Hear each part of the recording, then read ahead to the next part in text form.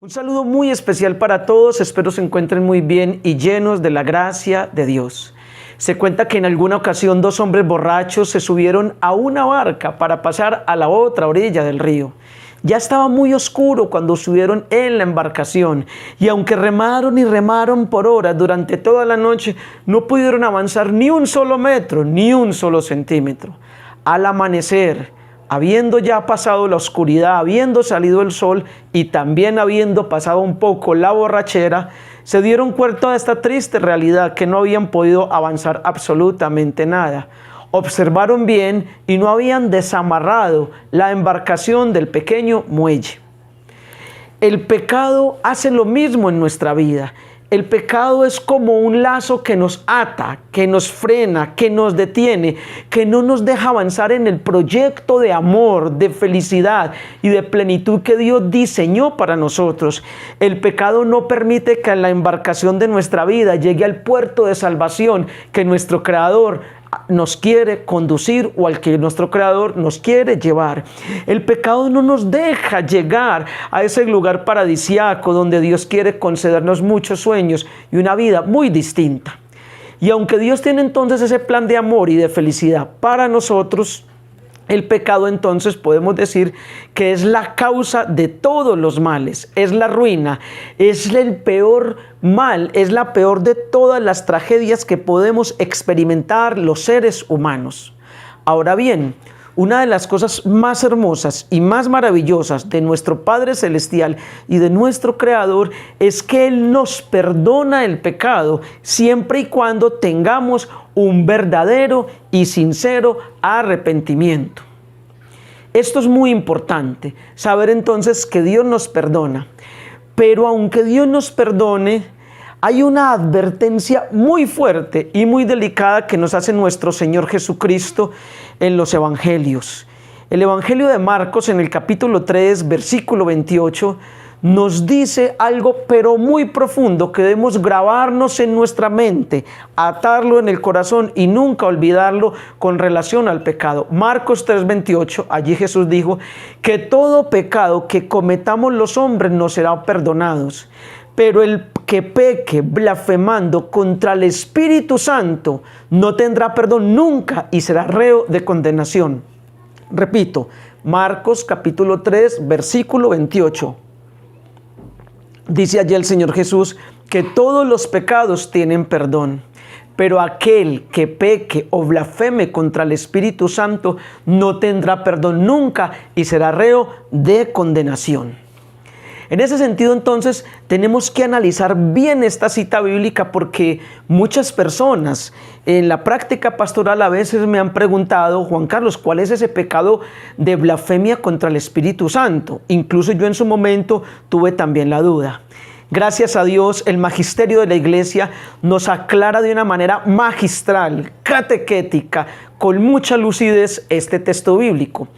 El Catecismo de la Iglesia Católica, en el numeral 1864, dice literalmente: no hay límites para la misericordia de Dios, pero quien se niega deliberadamente a acogerse a la misericordia de Dios y sigue pecando y no se acoge al arrepentimiento, rechaza el perdón que Dios le da.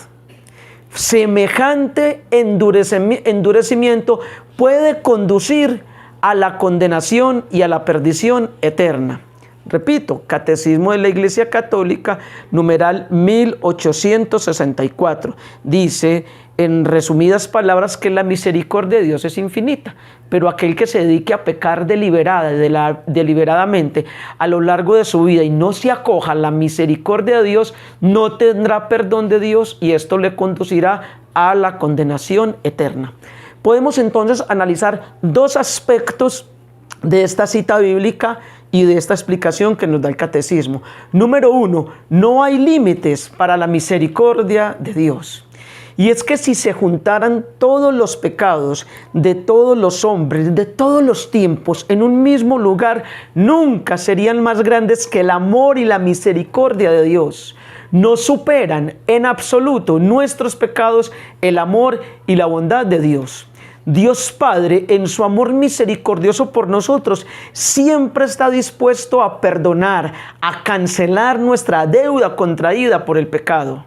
Por eso nos dice el apóstol San Pablo en Efesios 2:14, que estamos todos estamos afectados por el pecado, pero Cristo nos dio vida juntamente con Él, perdonando nuestro pecado, cancelando nuestra nota de cargo, la que había en contra, suprimiéndola y clavándola en la cruz. Efesios 2:14 dice hermosamente entonces que Cristo pagó por tu pecado, por mi pecado, por el pecado de todos, y clavó en la cruz esa nota, esa deuda, la suprimió, y quedamos entonces libres de toda deuda contraída por el pecado. También es cierto que nuestro Padre en su misericordia olvida nuestro pecado. El Dios que sufre de mala memoria y se olvida de nuestros pecados. Dice Isaías 43:25 hermosamente, dice el Señor: yo soy quien tenía que borrar tus faltas y no me acordaré más de tus pecados. Es muy lindo. Y también dice por ahí otro texto bíblico que Dios coge nuestros pecados, los sepulta en el fondo del mar y no se vuelve a acordar de ellos.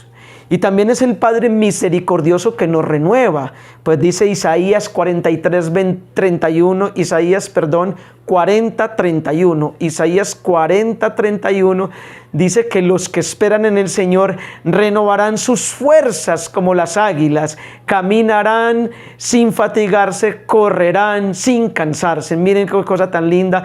Los que esperan en el Señor renovarán sus fuerzas como las águilas, caminarán y no se cansarán, correrán, no se fatigarán. De tal manera que frente al pecado lo más maravilloso es que Dios, uno, nos perdona, dos, nos renueva, tres, no se acuerda de nuestro pecado, no lo tiene pendiente. Entonces, en ese sentido, tenemos grandes posibilidades de superar esta realidad del pecado, porque la misericordia de Dios no tiene límites. El segundo aspecto que quiero que analicemos es donde nos dice el catecismo que aquel que se niega a acogerse a la misericordia de Dios mediante el arrepentimiento y rechaza sus pecados, pues entonces tendrá como consecuencia la condenación eterna. Y esa es la blasfemia contra el Espíritu Santo. Negarnos a acogernos a su misericordia. Entonces, según esto, la blasfemia consiste no en emitir palabras en contra del Espíritu Santo. Muchos han hablado mal del Espíritu Santo y han dicho cosas terribles del Espíritu Santo y han terminado siendo grandes santos. Por el contrario, entonces, blasfemar contra el Espíritu Santo se trata de rechazar la salvación que nos ofrece Dios por medio de su Santo Espíritu. Repito, blasfemar contra el Espíritu Santo es rechazar la salvación que nos ofrece Dios por medio de su Santo Espíritu. Dios es amor. Por amor creó el universo. Por amor suscitó la vida. Por amor ha permitido la existencia de todos nosotros.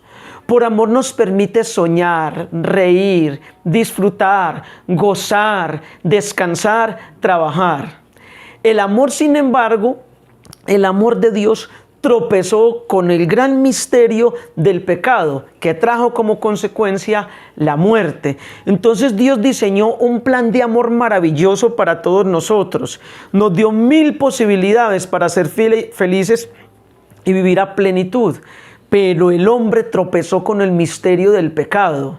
Desde entonces la historia humana está herida con dolores casi infinitos, guerras, injusticias, hambres, violaciones, abusos de niños, esclavitud, infidelidades matrimoniales, desprecio de los ancianos, explotación de los obreros, asesinatos masivos por motivos ideológicos, raciales y demás. Entonces ha sido una historia, la historia humana teñida de sangre, teñida de pecado.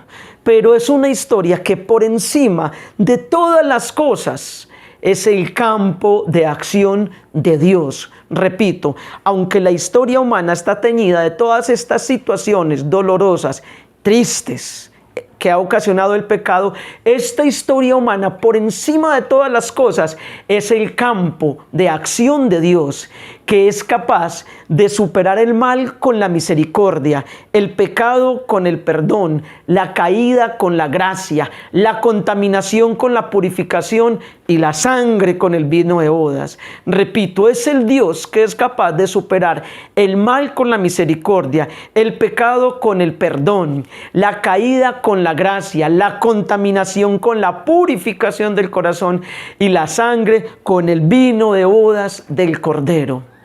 Solo Dios nos puede devolver entonces la dignidad cuando tenemos las manos y el corazón manchados por la miseria, simplemente porque nos ama, porque su amor es más fuerte que el pecado. Y es que la misericordia no es más que el amor de Dios en el corazón del hombre, transformándole, devolviéndole su identidad, haciendo que tenga la belleza y el resplandor que tenía al principio, que le quitó el pecado, porque es verdad que que el pecado desfigura, pero la gracia de Dios transfigura. La blasfemia contra el Espíritu Santo consiste entonces en rechazar el perdón que Dios nos ofrece, en no acogernos a su misericordia, en seguir pecando y pecando deliberadamente a lo largo de nuestra vida, en no arrepentirnos, en no convertirnos, en no acudir a las fuentes de la salvación que están siempre abiertas. Esa es la blasfemia contra el Espíritu Santo. La blasfemia contra el Espíritu Santo nos hace entonces vivir encerrados en el pecado.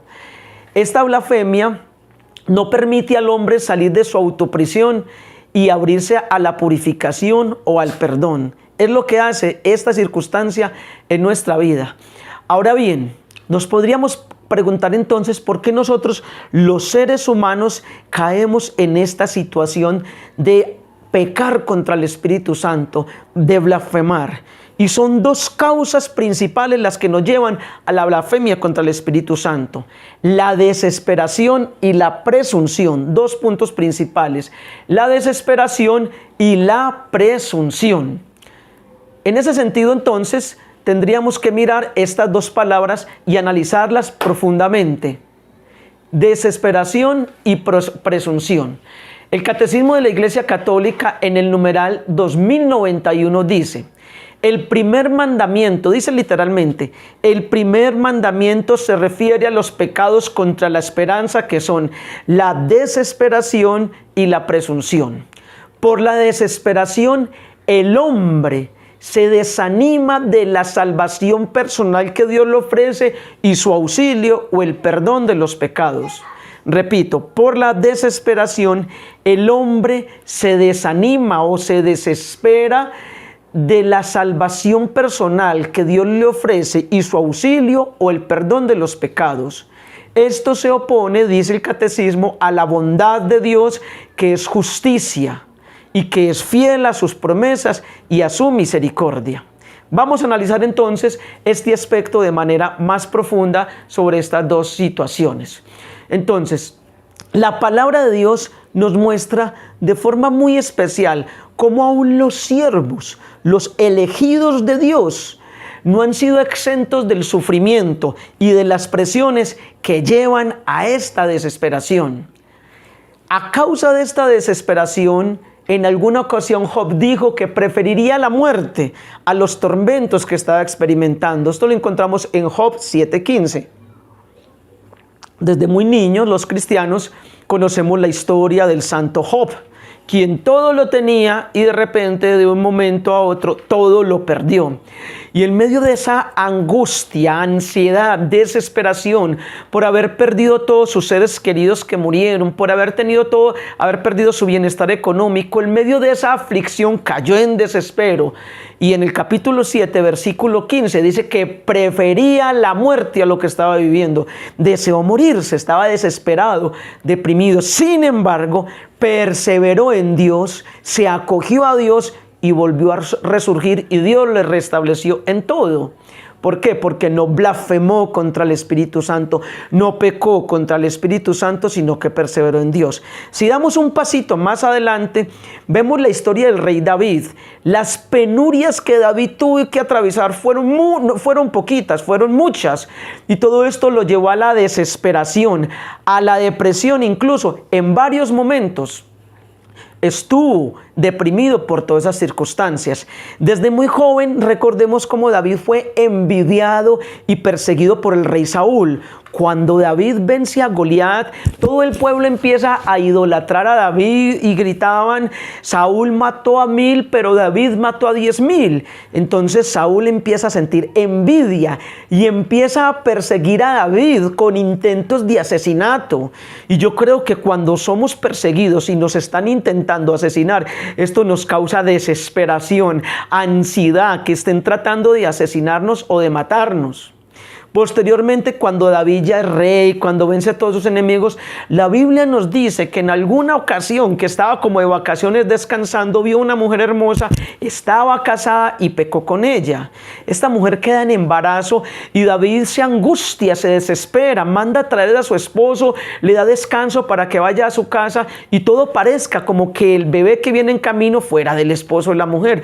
Pero a David no se le dan las cosas. Este hombre Urías no se va a su hogar, no va a estar con su esposa, y entonces David se desespera aún más y en medio de todo eso comete otro error terrible y da la orden de que lleven a Urías al campo de guerra y lo dejen solo para que allí lo asesinen. O sea que un pecado le lleva al otro, adulterio y ahora asesinato. Cae en más angustia y desesperación. Esto no fue fácil para David, sufrió mucho con esta situación. Pero si miramos más detalladamente la historia de David, uno de sus hijos le declara la guerra e intenta asesinarlo. Y ese mismo hijo termina después muerto, lo asesina un soldado, un sirviente de David, y él entra en una angustia y una desesperación tal, en una depresión, que se encierra en su habitación en palacio y no quiere atender a nadie, ni a su esposa, ni a sus demás familiares, ni a su consejo, a nadie, hasta que un militar suyo entra, tumba la puerta, lo toma por el cuello y le dices: o sales y atiendes a tu pueblo, a tu ejército, a tu gente, o te aseguro que mañana no tendrás ningún hombre y tu reinado habrá llegado hasta el fin. A tal punto había llegado la desesperación, la depresión de David, que no quería nada, se quería morir. Este oficial le está diciendo: con esta actitud, que no nos atiendes a nosotros, que te quieres morir, nos estás dando a entender que para ti era mucho más importante ese hijo tuyo que te quería matar, del cual te defendimos. Era más importante para ti que viviera ese hijo tuyo y que todos los demás hubiéramos muerto. Cuando ese general le habla de esa manera, David reacciona, pero estaba sumido en la desesperación. Pero también le toca ver cómo algunos de sus hijos se matan entre sí, son asesinados. David sufrió demasiado. Por eso nos dirá David en el Salmo 38, versículo 4, mi culpa pesa sobre mí, sobre mi cabeza como una enorme carga. Tenía una carga grandísima, pero pese a todas esas situaciones de tribulación y de angustia, David no blasfemó contra el Espíritu Santo. Por el contrario, siempre buscó refugio en Dios. Por eso el Salmo 32 en el versículo 11 nos muestra a David diciendo: ¿por qué te abates, alma mía? ¿Por qué te me turbas, alma mía? Espera en Dios, que aún le seguirás alabando, porque Él es mi Dios y mi salvación. Hermoso. Si avanzamos un poco más, podemos ver la historia de Elías en Primera de Reyes, capítulo 18 y 19. En Primera de Reyes 18 y 19 se nos dice cómo Elías se enfrenta a unos sacerdotes de Baal y finalmente termina venciéndolos, derrotándolos. Elías huye entonces al desierto, pero el rey manda asesinar a Elías. Elías se da cuenta que lo mandaron a asesinar, deja a su criado en un lugar y él va corriendo por un desierto y corre por ese desierto, pero llega un momento en que está extenuado, agobiado por el cansancio, por la inclemencia del clima, pero emocionalmente también está desesperado, angustiado, y en medio de esa angustia entra en depresión profunda y deja de correr, se tira al desierto y dice: basta ya, es mejor morir, basta ya, Dios, toma mi vida porque voy a morir y yo no soy mejor que mis padres. En ese momento en que Elías quedó deprimido, quedó tendido en el desierto, nos dirá la cita bíblica que un ángel de Dios lo despierta, le da agua y le dice: Elías, come y bebe porque te falta mucho, mucho por caminar. Él toma esa agua, come ese pan y vuelve y cae deprimido porque estaba muy débil y muy angustiado. Otra vez el ángel de Dios lo toca y le dice: Elías, come y bebe porque te falta mucho por caminar. Elías recobró las fuerzas y se fue a la presencia de Dios. O sea, no dejó que la desesperación lo llevara a pecar contra el Espíritu Santo, a blasfemar, pero sí entró en un momento muy crítico y muy doloroso.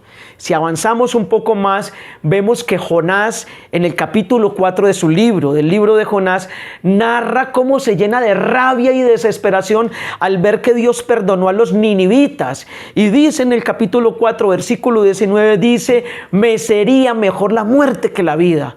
Otro que entró en depresión. Sin embargo, a pesar de su desesperación, perseveró en Dios y no blasfemó contra el Espíritu Santo.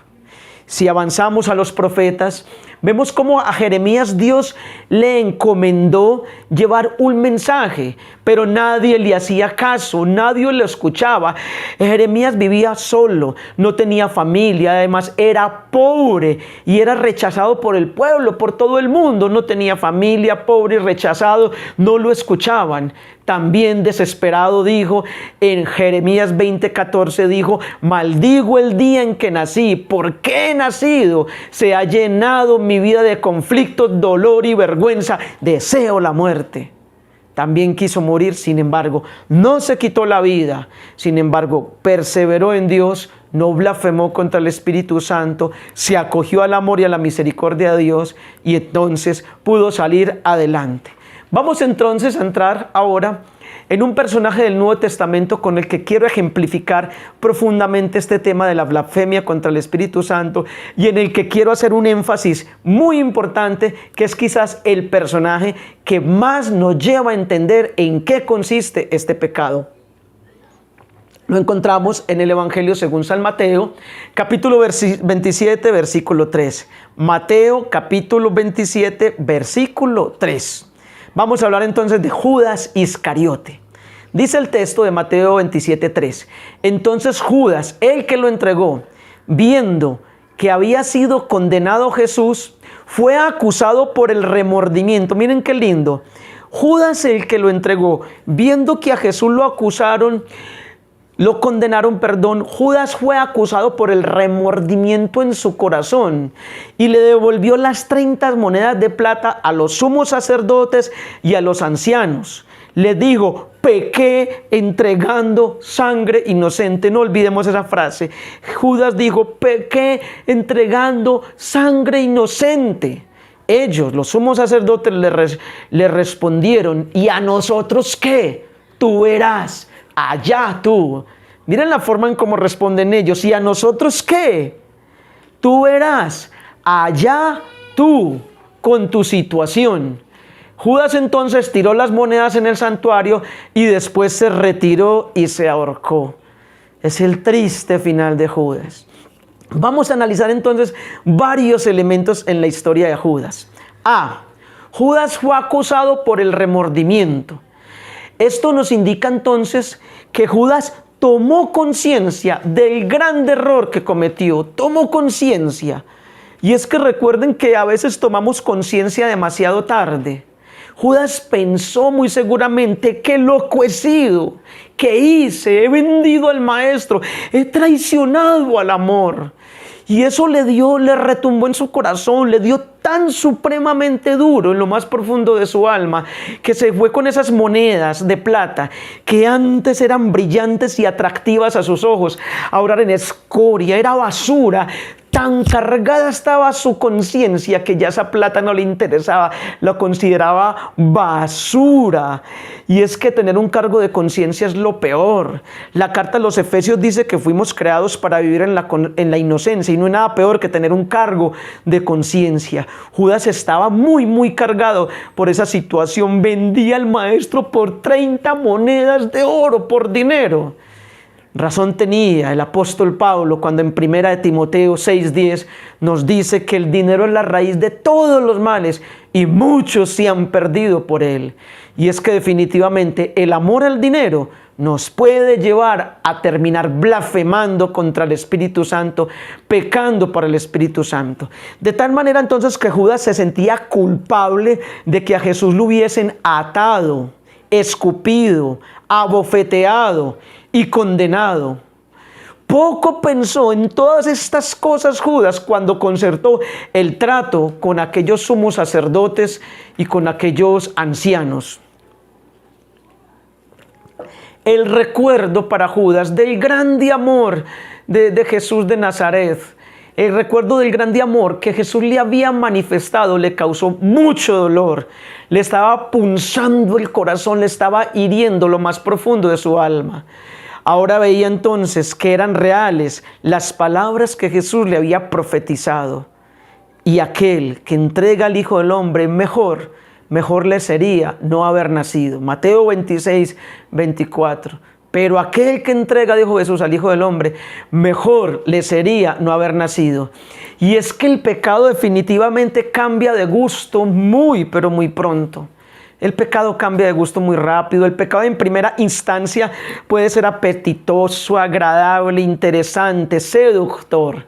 Pero una vez entra en el alma, engendra en nosotros la amargura, la tristeza, la desolación. Por eso debemos luchar con todo el corazón por evitar cualquier pecado en cualquiera de las manifestaciones y de sus formas. B. Judas devolvió el dinero. El dinero estaba quemando la conciencia de Judas y le repugnaba. Lo que antes tanto le atraía, ahora ya no le apetecía.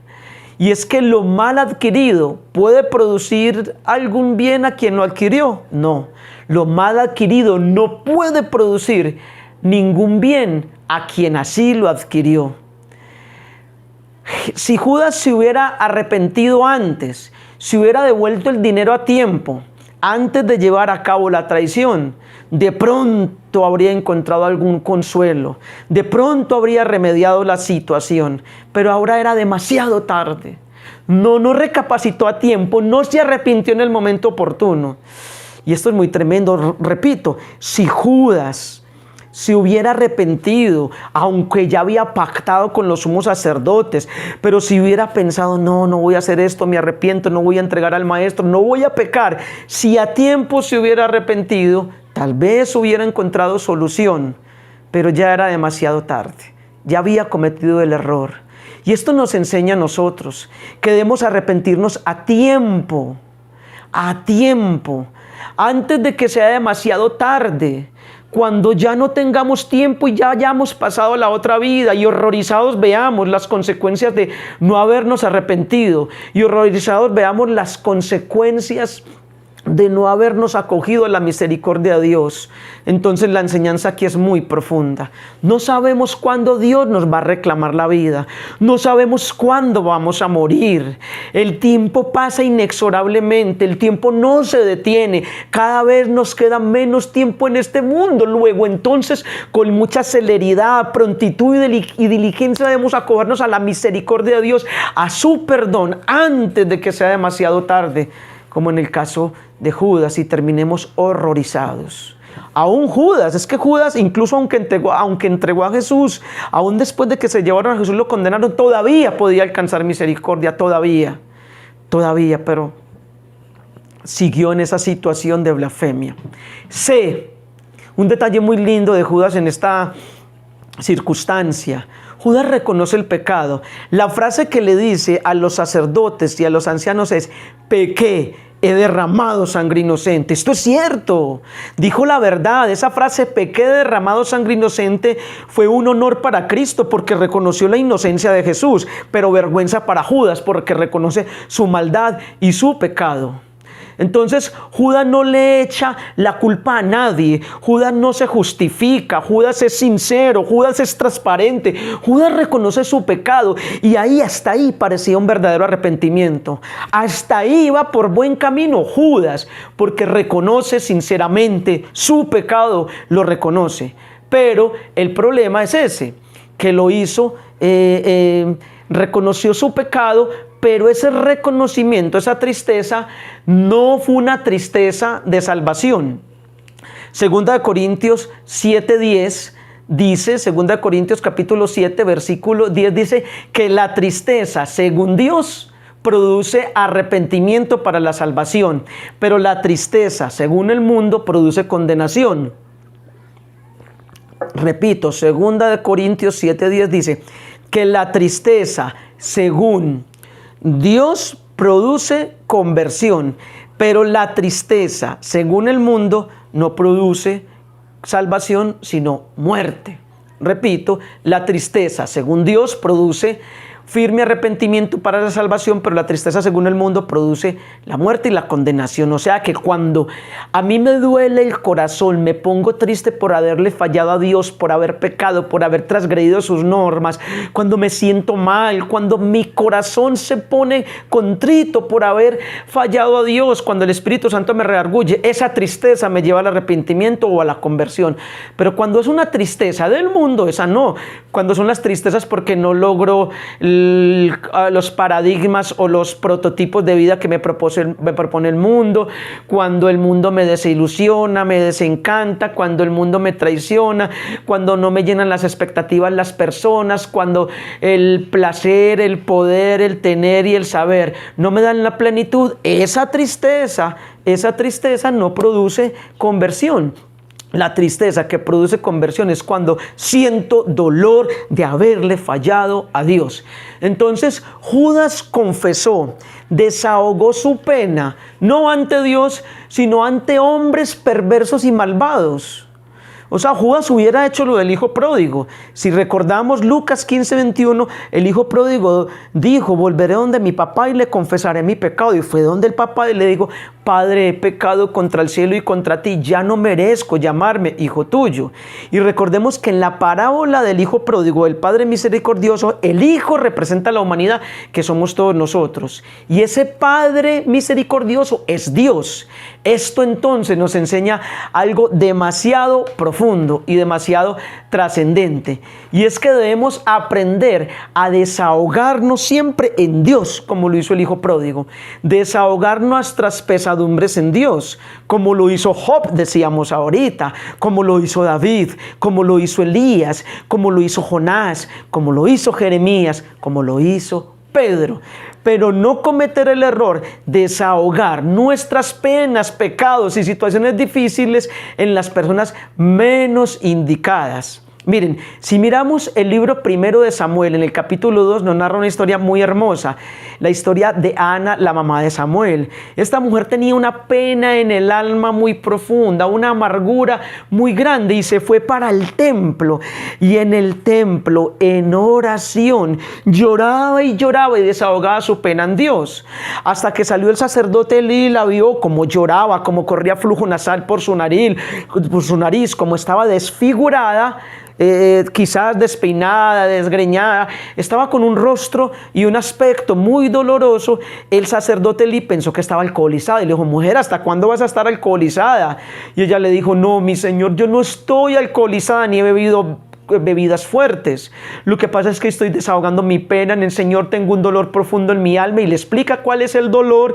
El sacerdote Elí ora por ella y le dice, vete en paz y que Dios te conceda según el deseo de tu corazón. Ella se fue y Dios le concedió. Dice el texto bíblico que apenas se levantó de ahí, se fue consolada de su pena y de su dolor. Dios no le había hecho el milagro y ya estaba contenta, tranquila, feliz. Y pocos días después Dios le hace el milagro, porque es que cuando desahogamos nuestras penas en Dios, que es el más indicado, es entonces cuando tú y yo alcanzamos las bendiciones. Esto es muy importante, aprender a desahogar nuestras penas en el lugar y en la persona indicada.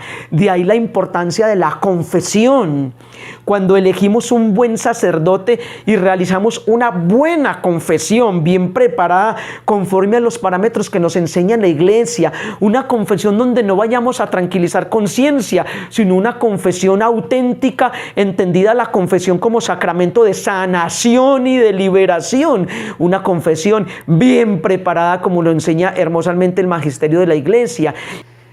De tal manera que desahogar nuestras penas en Dios es fundamental. En momentos de oración, poder abrir nuestro corazón y presentarle nuestras angustias, pecados, aflicciones, desolaciones. Los santos siempre han enseñado que a la oración entramos en muchas ocasiones en desolación, pero salimos en consolación. Esto es fundamental y esencial, así como también desahogar nuestras situaciones dolorosas en una buena confesión bien preparada, como enseña la Iglesia, siguiendo los pasos debidos, para que esta confesión no sea solamente un tranquilizadero de conciencia, sino un sacramento de sanación interior y de liberación espiritual. Una buena confesión también es fundamental, pero también es esencial la dirección espiritual. Es muy diferente la confesión de la dirección espiritual.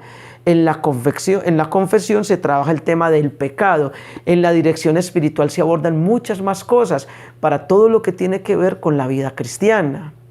Yo tengo por reconocer que a lo largo de toda mi experiencia de fe en todos estos años, siempre he sido muy asiduo en estas cosas. Y Dios me ha regalado en su bondad y su misericordia estos elementos.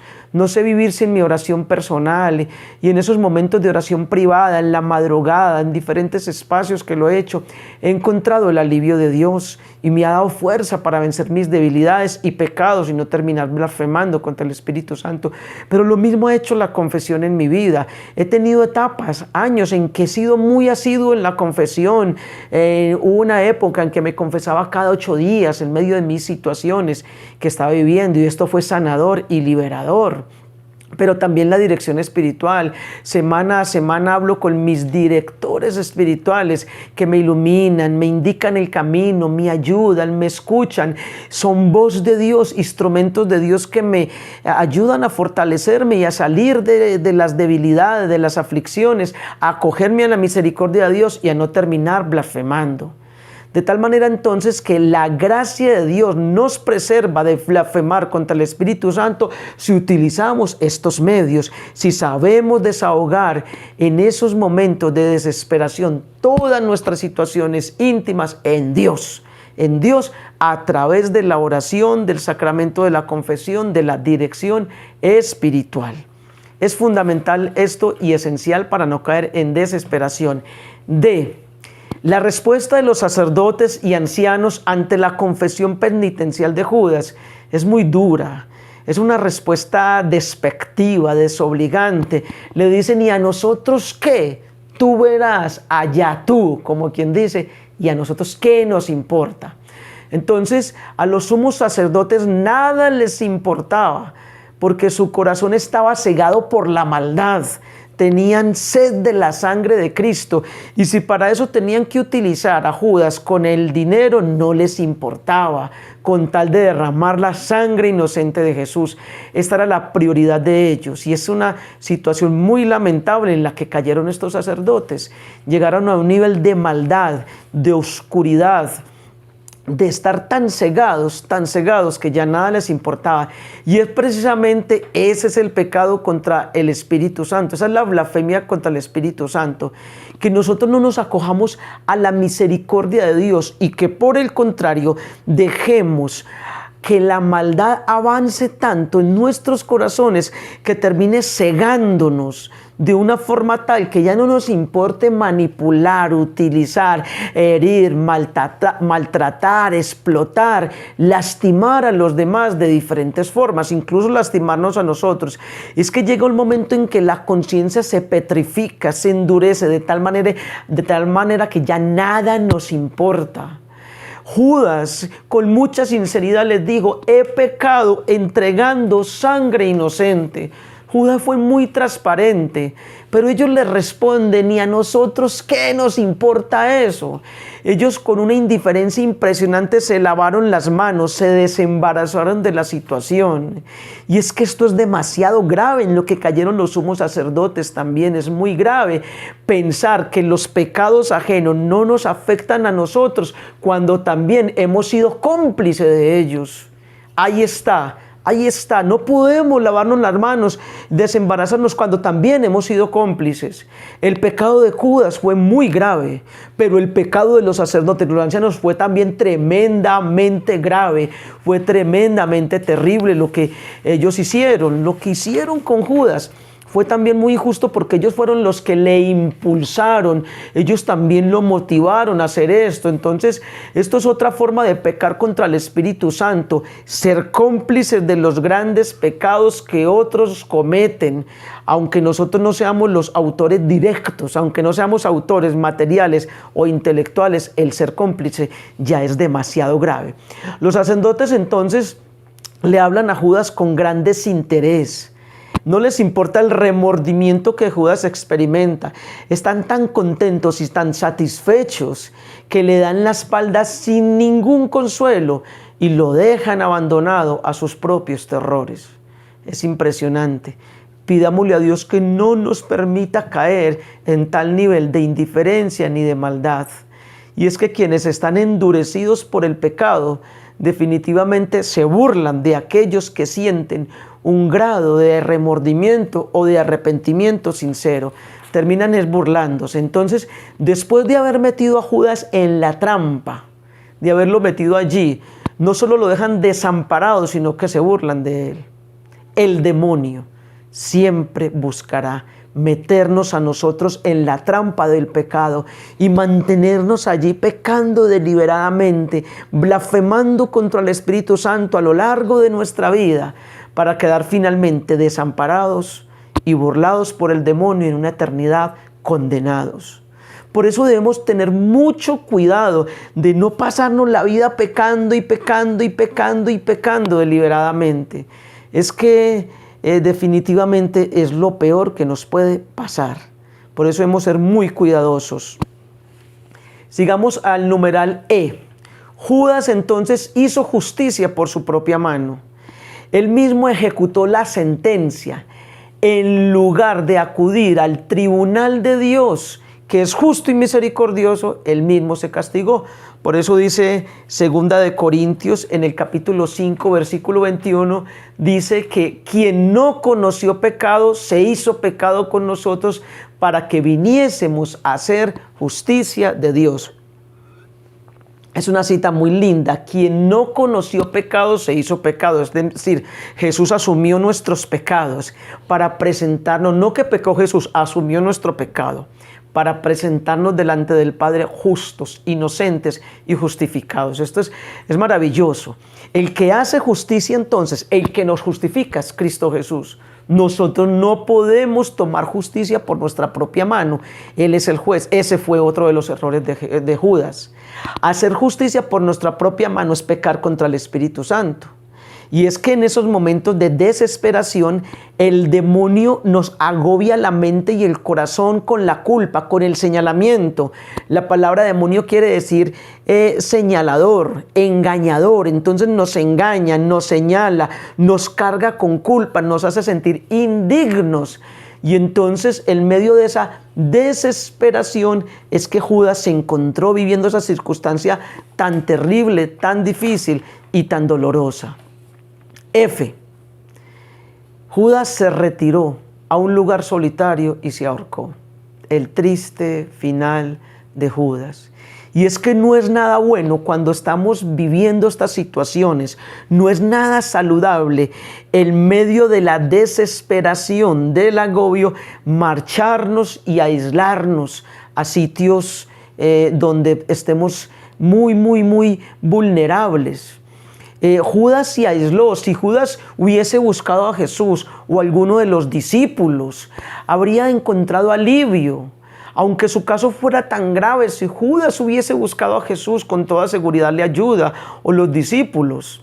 Esto nos lleva entonces a pensar que por más grave que llegue a ser nuestro pecado y por más veces que lo lleguemos a cometer, siempre podemos buscar ayuda espiritual.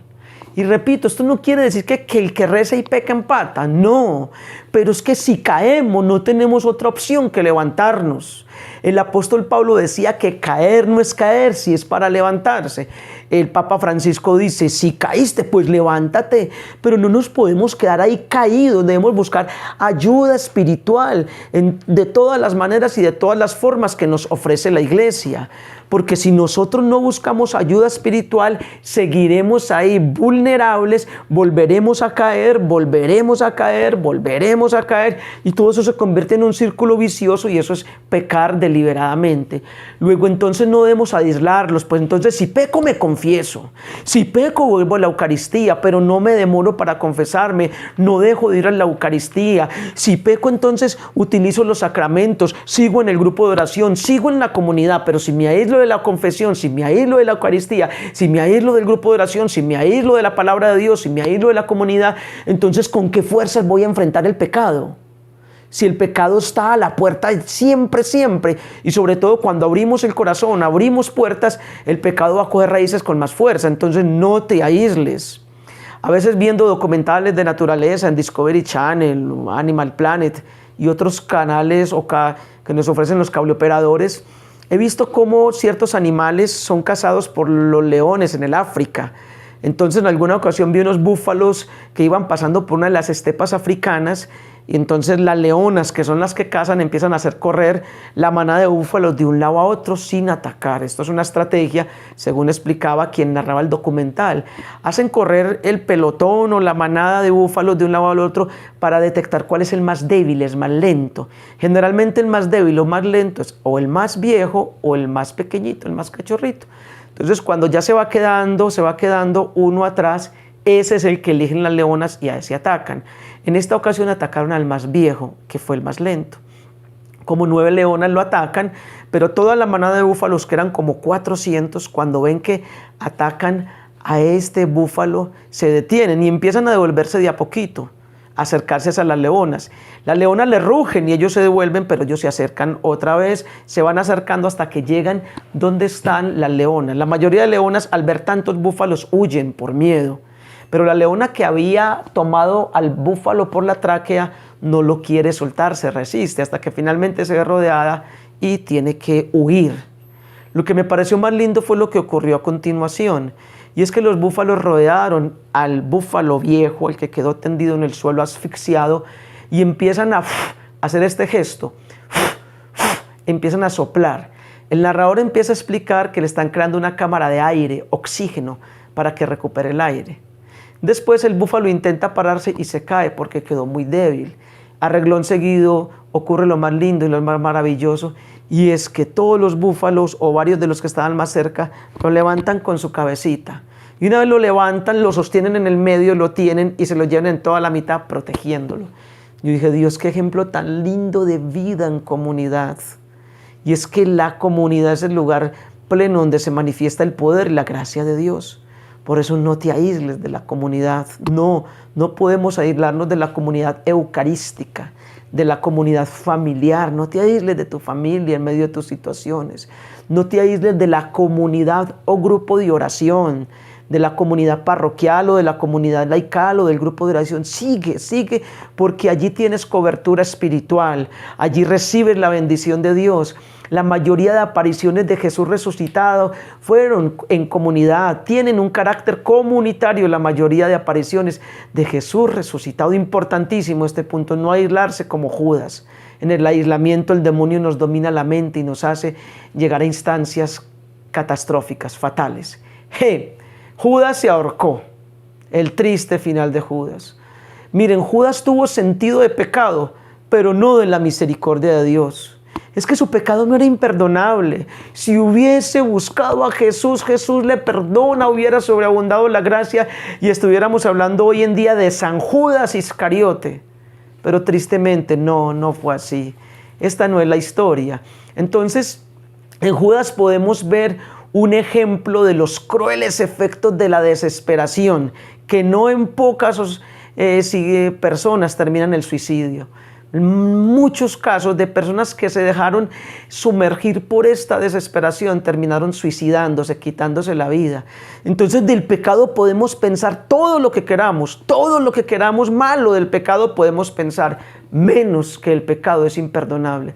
Repito, del pecado podemos pensar todo lo que queramos, menos que es imperdonable, porque el pecado, por terrible que sea, puede hallarnos misericordia de Dios. Entonces, es otro aspecto en el que caemos en la blasfemia del Espíritu Santo. pensar que el pecado es imperdonable. En ese sentido, entonces, otro aspecto que nos hace caer en la blasfemia contra el Espíritu Santo es la presunción. Dijimos que uno es la desesperación y otro es la presunción. El Catecismo de la Iglesia Católica, en el numeral 2092, nos habla de dos clases de presunción. Son dos clases de presunción las que se nos mencionan allí. Primera, dice el Catecismo literalmente, es aquella donde el hombre presume de su capacidad humana, esperando salvarse sin la ayuda de Dios. Es presumir la salvación sin la ayuda de Dios. Y la segunda es presumir de la misericordia de Dios. Es esperar obtener el perdón sin la conversión y la gloria sin mérito. El perdón sin la conversión y la gloria sin mérito. Hablemos entonces de la primera, donde creo que me puedo salvar sin la ayuda de Dios. Esto no es más que orgullo. Esto no es más que aquellas personas que dicen, pequé y qué me pasó, nada me pasó. Es que no hay absolutamente nada de malo, yo tampoco soy el peor. Entonces, esto es un pecado contra el Espíritu Santo. Es presumir que con los solos medios humanos puedo alcanzar la salvación prescindiendo de los medios divinos. Es cuando se nos dice que debemos aprender a confiar en nuestro corazón, en nuestro ser interior, en nosotros mismos, en nuestro yo, que somos muy poderosos, que tenemos todos los medios para alcanzar la trascendencia y lograr lo que queramos en este mundo. No, eso es presunción. Esta inclinación es desordenada y se apoya en los bienes fugaces de este mundo. Es apoyarse en la carne. Y dice ya Jeremías 17:7, maldito el hombre que confía en el hombre, pero bendito el hombre que ha puesto su confianza en el Señor, dirá el Salmo 1. Entonces, esta forma de presunción, de apoyarse solamente en fuerzas humanas, desprecia la justicia divina que castiga a los pecadores. Y es que debemos tener muy claro que en Dios hay misericordia, pero también hay justicia. Es decir, mientras estamos en este mundo, Jesús es la misericordia encarnada del Padre y si a Él nos acogemos alcanzaremos el perdón mientras estemos en este mundo. Pero si no aprovechamos el tiempo en este mundo para acogernos a la misericordia de Dios, al morir ya Jesús será justo juez, porque en Dios también hay justicia. También hay justicia, será justo juez.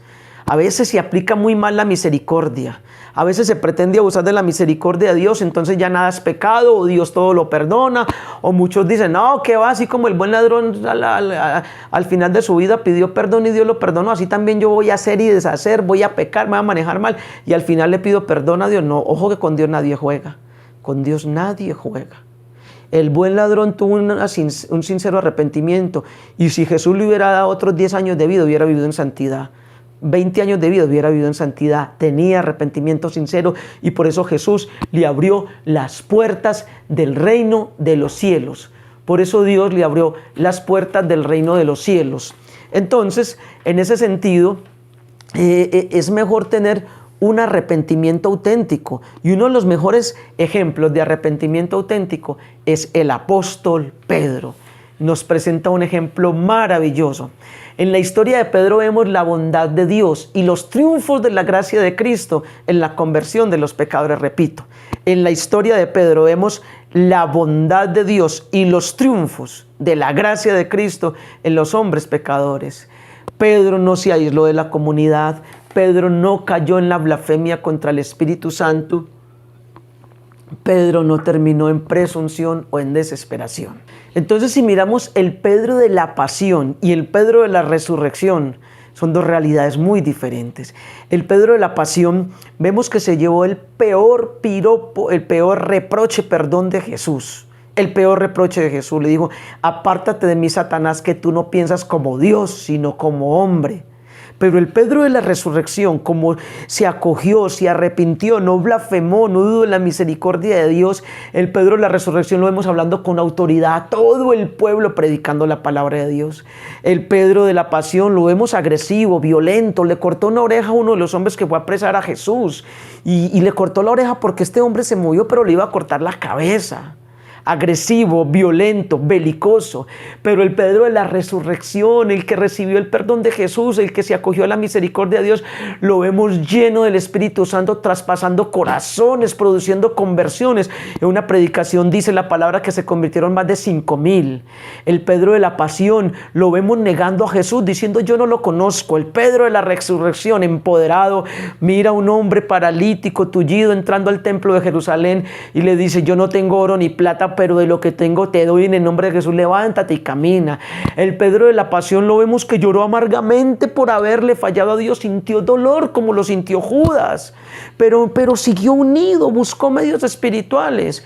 Por eso entonces no blasfemó contra el Espíritu Santo y pudo ser ese Pedro empoderado de la resurrección, lleno de la alegría de Dios, predicando con toda la convicción, con toda la seguridad, diciéndoles a las autoridades judías, yo prefiero obedecer a Dios y no a los hombres. Maravilloso ejemplo nos da Pedro, a diferencia de Judas. Por eso hablamos de San Pedro y no de San Judas. En conclusión, podríamos decir que el pecado contra el Espíritu Santo es lo más terrible que nos puede ocurrir. Por eso pidámosle a Dios que nos dé su gracia mientras tenemos tiempo de tener un arrepentimiento sincero, una conversión profunda y acogernos a su misericordia. Gloria al Padre y al Hijo y al Espíritu Santo, como era en el principio, es ahora y siempre y por los siglos de los siglos. Amén.